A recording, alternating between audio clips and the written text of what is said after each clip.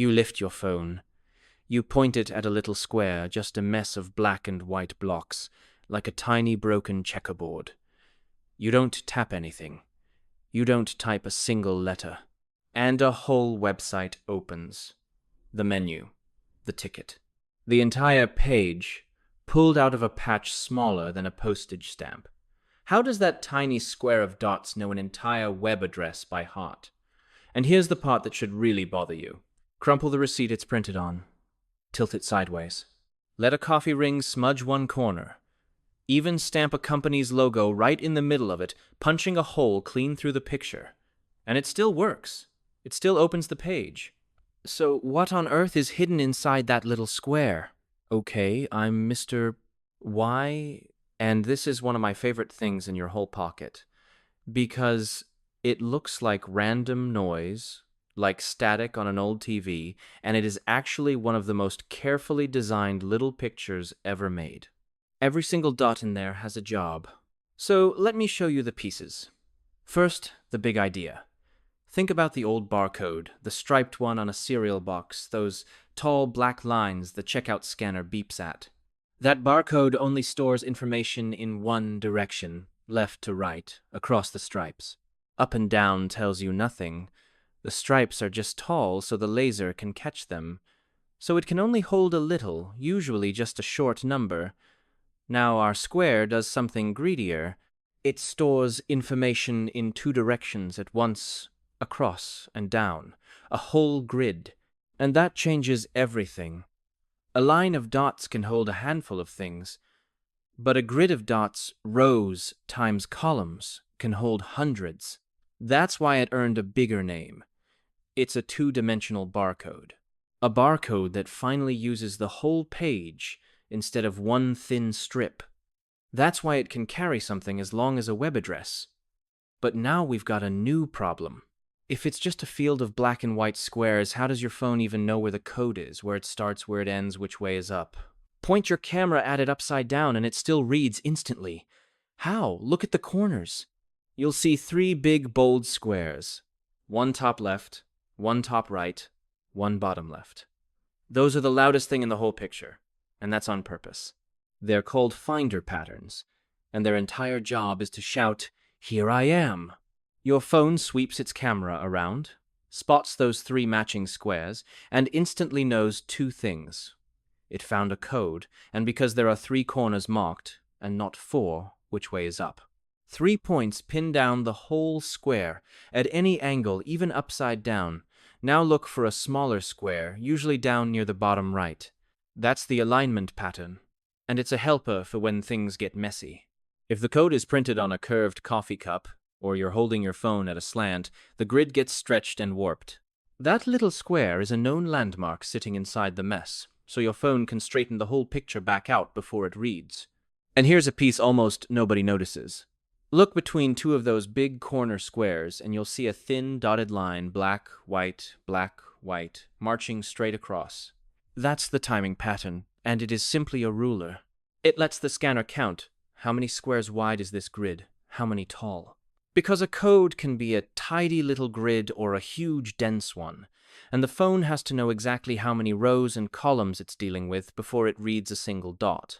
The dotted line is the tick marks that tell it. So now your phone has found the code, turned it right way up, and measured it. Finally, it can actually read. And reading is beautifully simple. Every little square is one tiny answer to a yes or no question. A black square means 1. A white square means 0. That's it. 1 and 0. Over and over, hundreds of times across the grid. And those 1s and 0s in the right order spell things. A certain run of black and white spells the letter H. The next run spells a T. Then a T, then a P, and slowly, dot by dot, the letters of a web address appear out of the checkerboard. The picture isn't a picture at all. It's writing. It's a web address, spelled out in black and white squares. Oh, and that plain white margin around the whole thing? That's not empty by accident. It's called the quiet zone, and it's a frame of silence. It keeps the busy background, the rest of the poster, the table, your thumb from bleeding into the edge and confusing the phone about where the code stops. A little breathing room so the camera sees the square cleanly. But we still haven't solved the strangest thing. The logo, the coffee stain, the crumple. How can you punch a hole through the middle of the writing, cover up whole letters, and still read the sentence? Here is the clever, almost sneaky heart of it. When the code is first made, it doesn't just store the web address. It deliberately stores backup extra dots that are spare copies of the information, woven all through the grid using a piece of math called Reed-Solomon. Because of that backup, you can scribble out, cover, or destroy up to about a third of the whole code, and your phone can still rebuild every missing piece and read it perfectly. A third! That's why a company can drop its round logo smack in the center. It's not breaking the code, it's just covering some of the spare copies the code can happily live without. And this is exactly the trick that saved your music. Remember a scratched CD or DVD? You could drag it across a table, leave a scuff right through a song, and it would still play. No skip, no gap. Same idea. The very same kind of math. Extra copies of the sound tucked quietly into the disc, so a little damage never loses the song. A QR code is a scratched CD you can hold in your hand, built from the start to survive being treated badly. And that survival is the whole point of who made it, and why.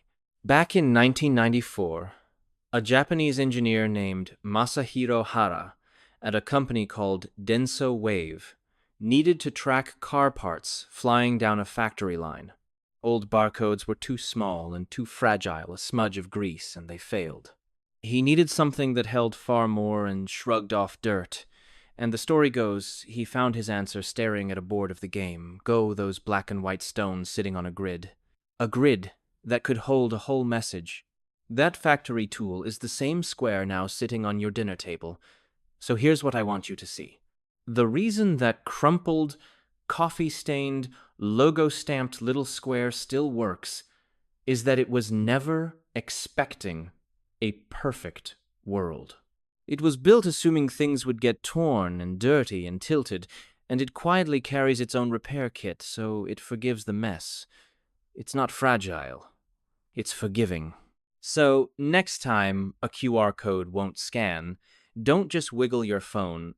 Look at the 3 big corners first, because that's what your phone is hunting for, and a covered corner is usually the culprit.